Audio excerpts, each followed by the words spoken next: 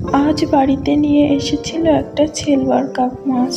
তো মাছটার ওজন ছিল প্রায় 1 কেজি। তো মাছটা ভাজতে ভাজতে বারবিকিউ তৈরি করে ফেললাম। তো বারবিকিউর সমস্ত উপকরণ ছাড়াই কিভাবে বারবিকিউ তৈরি করলাম সেটাই দেখাবো আজ আপনাদের সাথে। তো এই বারবিকিউটা তৈরি করা একদম ইজি আর সহজ, যখন তখন চটজলদি তৈরি করে খেতে পারবেন। টেস্টটা অবশ্যই বারবিকিউয়ের মতোই লাগবে। রেসিপিটা তৈরি করার জন্য সাথে থাকছে tips and trick. By the way, আপনারা দেখছেন যেমন খুশি তেমন রান্না, সঙ্গে আছি আমি সুরাইয়া। আমার পক্ষ থেকে সবাইকে জানাচ্ছি সালাম আর অনেক অনেক ভালোবাসা। তো আজকের রেসিপি হচ্ছে সিলভার কাপ মাছের বাটা। তো চলুন বন্ধুরা, রেসিপিটা শুরু করা যাক। তো এই রেসিপিটা করার জন্য প্রথমে কিন্তু আমি একটা 1 কেজি সাইজের বা একটু কম হতে পারে সিলভার কাপ মাছ নিয়ে নিয়েছি। এই যে আপনারা ভিডিওতে দেখতেই পাচ্ছেন মাছটা ঠিক কত বড়। আর এই মাছটার আঁশ ছাড়িয়ে নিয়েছি, মানে ভালোভাবে ধুয়ে আর কি পরিষ্কার করেই নিয়েছি। তারপরেও আরও কিছু কাজ করতে হবে মাছটাতে বারবিকিউ তৈরি করার জন্য। দেখুন বন্ধুরা, কোথাও কোনো আঁশ নেই আর পরিষ্কার করে ধুয়ে নিয়েছি, যার জন্য সাদা ধবধবে দেখাচ্ছে। তো আমি একটা ছুরির সাহায্যে এই পেটটা অংশটাকে কেটে নেব।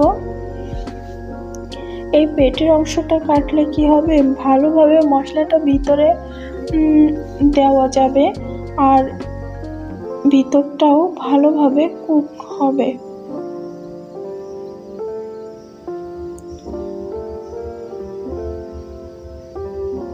তো আমি এইভাবে কেটে নিয়েছি, আপনারা আপনাদের সুবিধা মতো মাছটাকে কেটে নেবেন। বন্ধুরা, প্রথমে ভেবেছিলাম হয়তো খেতে ভালো লাগবে না, বাট অনেক টেস্টি লেগেছিল। অবশ্যই আপনারা বাসায় এইভাবে খেতে পারেন। যাদের বারবিকিউ স্টান বা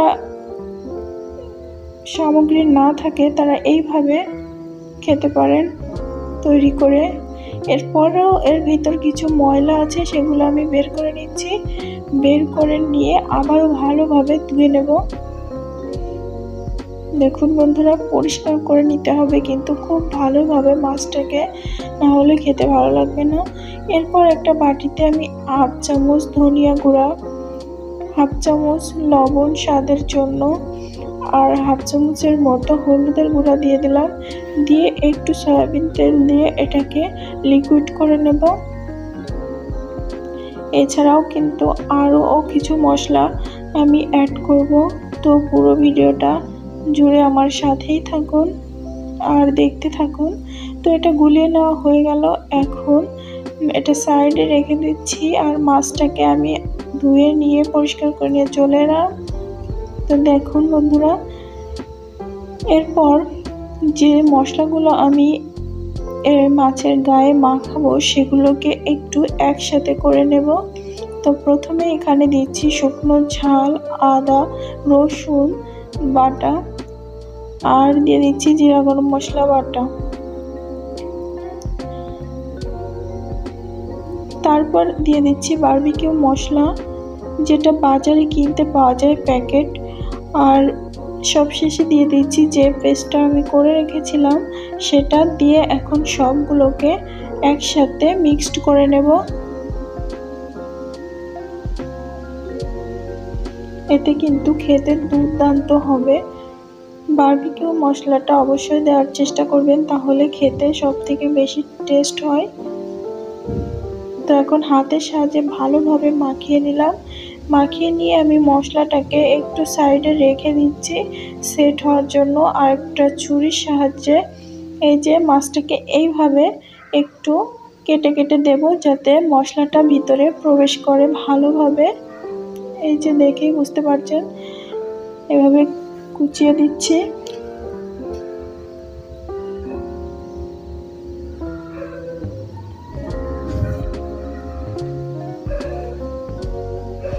তো এক সাইড কুচিয়ে নেওয়া হয়ে গেছে, এখন আরেক সাইড নিচ্ছি।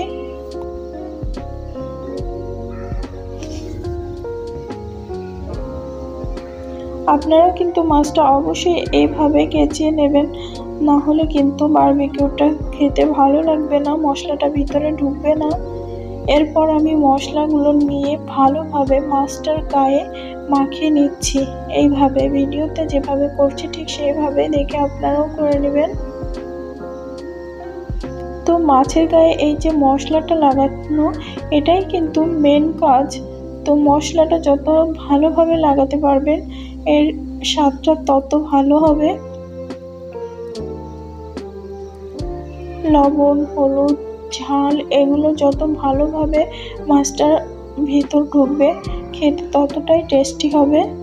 তো এইভাবে ভালোভাবে আমি দুই সাইড প্রথমে মশলা দিয়ে মাখিয়ে নিচ্ছি।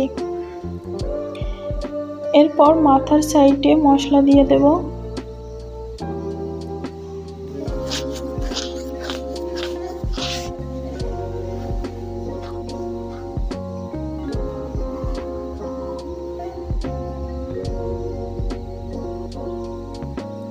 এই যে মাথাতেও আমি ভালোভাবে মশলাটা মাখিয়ে নিচ্ছি। এখন পেটের ভিতর দিয়ে দেব মশলা।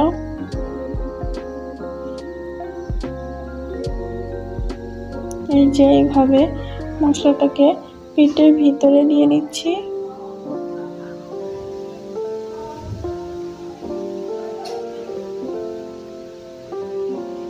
তো মাছের গায়ে কিন্তু আমি ভালোভাবে সমস্ত মশলাগুলো মাখিয়ে নিলাম।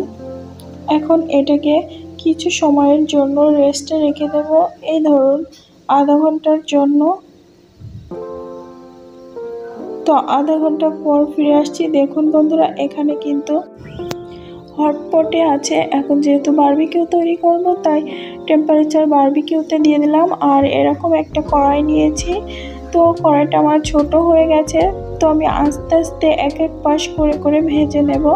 তবে অবশ্যই এর টেম্পারেচারটা 550 ডিগ্রিতে রাখবেন না, একটু কমিয়ে দিবেন।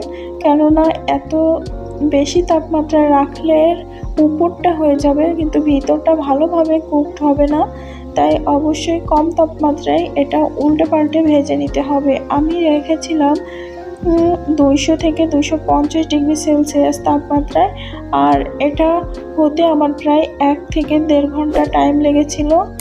এই যে আমি আস্তে আস্তে এভাবে ভেজে নিচ্ছিলাম। তো মাছটা আমার বড় হয়ে গেছিল কিন্তু কড়াইটা ছোট ছিল তাই একটু অসুবিধা হচ্ছিল। তো এই যে ফাইনালি হয়ে গেল। উপরটা একটু কালো কালো হয়েছে বেশি, বাট ভিতরটা কিন্তু একদমই পোড়েনি বা কোনো সমস্যা হয়নি। খেতে খুবই টেস্টি হয়েছিল। এখন ডেকোরেশন করে দেখাচ্ছি। তো বন্ধুরা, আমার ভিডিওটি যদি আপনাদের ভালো লেগে থাকে তাহলে আমার চ্যানেলটিকে সাবস্ক্রাইব করুন, লাইক কমেন্ট শেয়ার করে আমার সাথেই থাকুন। তো চলুন বন্ধুরা, একটু আপনাদের ভিতরটা দেখিয়ে দিই। এই যে দেখেই বুঝতে পারছেন আপনারা। তো আমি এটা ফার্স্ট টাইম তৈরি করলাম। তো খেতে কিন্তু দুর্দান্ত হয়েছিল, একেবারেই বারবিকিউয়ের স্বাদটাই লেগেছিল। বাই দ্য ওয়ে, আপনারা দেখছেন যেমন খুশি তেমন রান্নার সঙ্গে ছিলাম আমি শ্রেয়া। আজ এ পর্যন্তই, দেখা হবে নেক্সট এপিসোডে নতুন কোনো রেসিপির সাথে। ততক্ষণ ভালো থাকবেন, সুস্থ থাকবেন। আল্লাহ হাফেজ।